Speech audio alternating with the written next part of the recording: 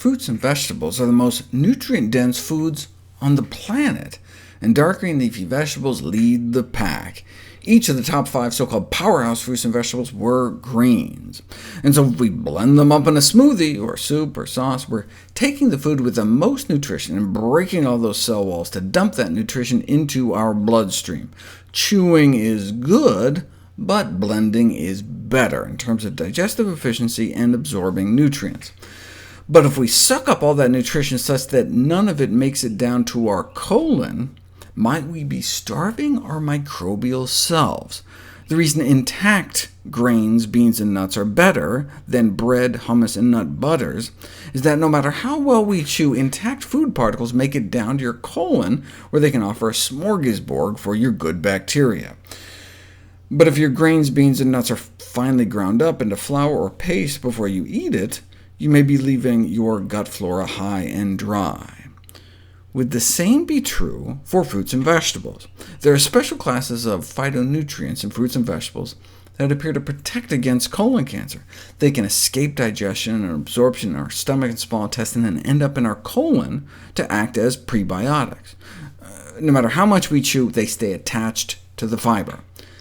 But if we use a blender, might we prematurely detach these nutrients? No. Even if you blend the high-speed blender for 5 minutes, they remain bound to the fiber for transport down to your colon bacteria. You can do smoothie experiments on people with ileostomy bags that drain the contents of the small intestine and show that most of the polyphenol phytonutrients make it out intact. So we don't have to worry we may be robbing Peter to pay Paul when we blend fruits and vegetables. Is there any downside to smoothies then? Well, just a smaller particle size may improve digestive efficiency and gastrointestinal absorption of nutrients from fruits and vegetables. The same may be true for grains, but the concern is that this could boost starch availability and cause a blood sugar spike. For example, here's the rise and fall in our blood sugar in the 4 hours after eating a half cup of brown rice, eliciting a nice, gentle bump in our insulin levels to take care of it. Doesn't even go above normal fasting blood sugar levels. But what if we ate the same amount of brown rice, but first ground into brown rice flour, so like a cream of brown rice hot cereal? You get twice the blood sugar, twice the insulin spike. Same amount of food, just in a different form. Another reason why intact whole grains, are better than just whole grain flour products. Even just chewing really well can boost the glycemic and insulin response. Here's if you just chew rice regularly, and here's if you chew really well.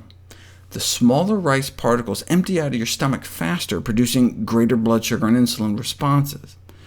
It's ironic that there were health crusaders pushing people to chew more to digest their food better, but if what you're chewing is a 5-cheese pizza, maybe it's better not to digest so well.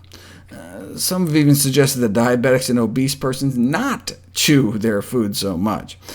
Swallowing diced food without chewing would not only reduce the pleasure of eating, though, but people could choke on it. Still, though, they suggest could be a simple way to allow patients to reduce their blood sugar levels without fundamentally altering their diets, and may thus prove more acceptable than having to do the unthinkable, eat high-fiber foods like beans, which have been shown to blunt blood sugar spikes. Even blended beans like hummus? Yes, unlike grains, blending legumes does not affect their glycemic response. So, circling back to the smoothie question, is fruit more like grains or more like beans? If you liquefy fruit in a blender to make a smoothie, do you risk spiking your blood sugar too high? We'll find out next.